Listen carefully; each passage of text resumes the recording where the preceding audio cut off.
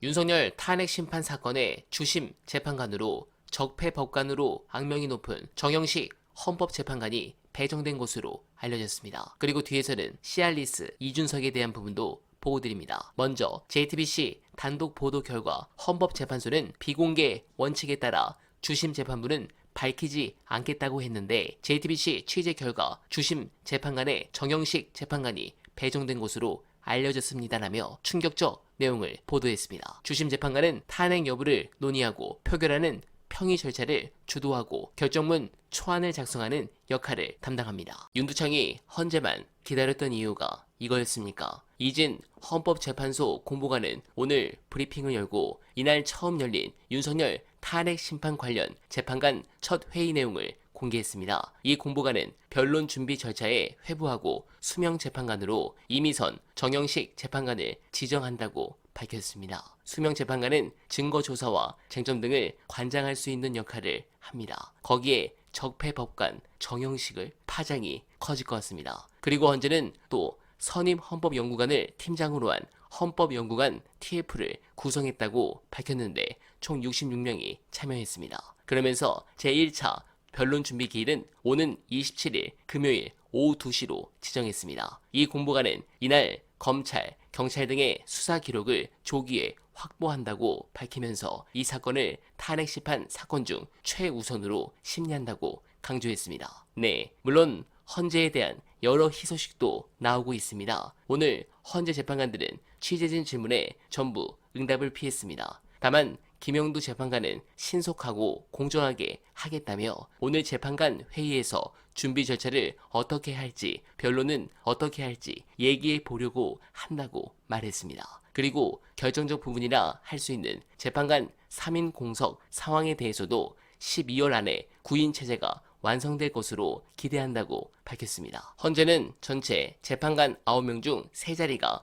공석인 상태입니다. 현 상태로도 탄핵 심리는 가능하지만 단 한 명만 반대해도 탄핵은 기각되는 구조입니다. 그래서 국회는 연내 추가 재판관 임명이 가능하게 하겠다는 방침입니다. 네, 윤두창이 직접 변론을 한다고 했을 때 상당히 뭔가 이상했는데 빨리 3인을 임명, 통과시켜야 합니다. 단 하루도 윤두창의 정권은 위험합니다. 그런데 윤석열이 점점 코너에 몰려 계엄을 선포한 결정적 이유가 바로 명태균 게이트인데 이 부분에 대해서 어떤 뒷얘기가 있었는지 정보지글로 도는 썰 보시고 여러분들의 의견 댓글로 부탁드립니다. 저희가 받은 제보도 그런 내용이었습니다. 저희가 알고 있는 내용도 사실은 똑같은 얘기였는데 PC에서 사실은 생각보다 엄청나게 많은 정보가 나왔고 특히 대통령 부인하고 나눈 대화도 나왔고 오세훈 시장과 나눈 것도 나왔고 이준석 그다음에 비대위원장 김종인 비대위원장과 하여튼 안 나온 사람들이 없을 정도로 엄청나게 이게 많이 나왔다는 거예요. 그러고 나니까 당연히 그것과 관련해가지고 검찰은 이 보물창고를 이거 어떻게 해야 될까 이제 고민하고 있었던 찰나에 위로 그래서 수사를 올려야 되냐 그냥 아니면 위는 봐주고 옆으로 퍼뜨려야 되냐 이제 이 고민을 하고 있었던 찰나에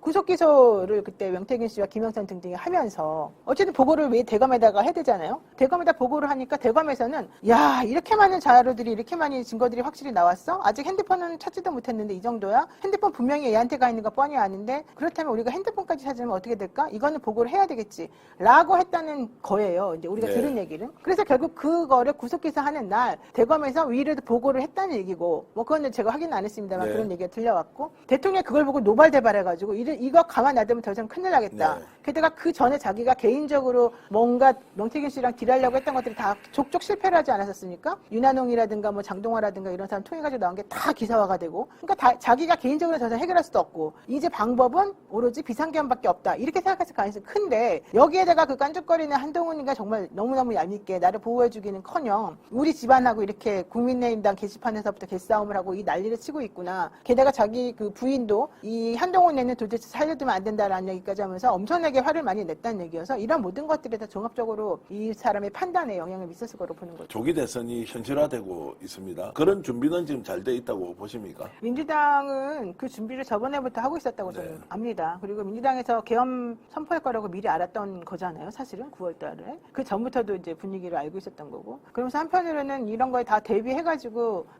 기획을 하고 있었던 것으로 알고 있고요. 차근차근 진행을 하고 있었던 것으로 보여집니다. 그리고 이재명 대표가 생각보다 되게 꼼꼼하고 이 플래닝을 되게 잘하시고 그 다음에 누를 때 누르고 올릴 때 올리고 이런 것들도 되게 생각보다 잘하는 것으로 지금 제가 판단을 하고 있는데 이제 그러다 보니까 민주당에서는 혹시라도 이것이 나중에 잘못된 방향으로 가면 안 되니까 조심조심 신중하게 접근을 하고 있는 것이고요. 그 다음에 본인이 가지고 있는 이제 2심 재판이나 뭐 이런 것과 관련해가지고 앞으로 뭐 3개월 안에 되네 뭐 안에 되네 뭐 이런 얘기 나왔는데 사실 그렇게 될 수가 없어요. 이 재판이라고 하는 게 2심은 사실심이기 때문에 그 진실관계를 따지려면 엄청 오래 걸려요. 그래서 그 재판 때문에 사실 본인이 이렇게까지 신중하게 한 거는 나는 아니라고 봐요. 근데 이제 다만 지금 여기서 얘기하고 싶은 것은 실질적으로 이 민주당에 있는 이 22대 국회는 21대 국회랑 완전히 성격이 달라가지고 21대도 과반을 넘어가지고 사람은 많았지만 단일 대우는 없었단 말이죠. 근데 이제는 이재명 대표를 중심으로 단일 대우가 너무 잘 형성이 되다 보니까 자신감도 많이 있는 것 같아요. 조직력도 명확히 갖춰져 있고. 그래서 그런 것들을 보게 되면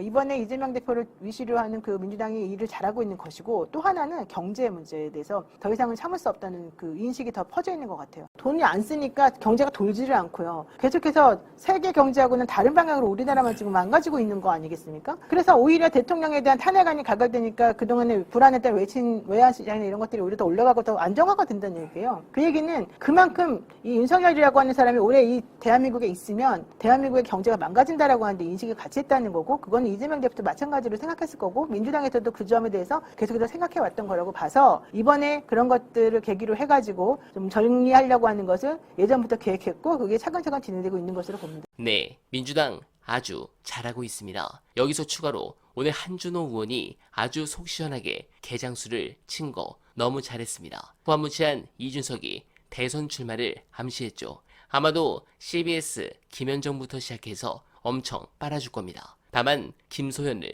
어떻게 넘느냐가 관건일 것 같습니다. 그런데 잘 아시겠지만 이준석은 개고기를 양고기로 속여 팔아먹은 중대한 식품위생법 범죄자입니다. 그런데 그가 이재명 대표에 대해 개고기라고 합니다. 그럼 역설적으로 양고기 아닙니까? 그래서 이재명 대표를 뽑아야 하는 거 아닙니까? 국힘이 저렇게 난리치니 오히려 그들이 제일 싫어하는 후보를 선출해야겠다라고 마음먹는 국민은 없을까요? 저는 유시민 작가의 예언처럼 앞으로 언론들이 엄청나게 공격을 하겠지만 그건 걱정 안 합니다. 지난 윤두창 정권 2년 반 동안 얼마나 지독하게 이재명 대표께서 당하셨습니까? 그 마음, 그 괴로움 절대 잊지 마시고 취임 즉시 언론개혁부터 꼭 손을 봐주시길 간절하게 바랍니다. 여러분들도 해당 의견에 동의하신다면 소중한 언알바 정기 후원 부탁드립니다. 언론을 알아야 바꿀 수 있습니다. 늘 최선을 다할 것을 약속드리며 언알바는 이만 인사드립니다. 여러분 고맙습니다.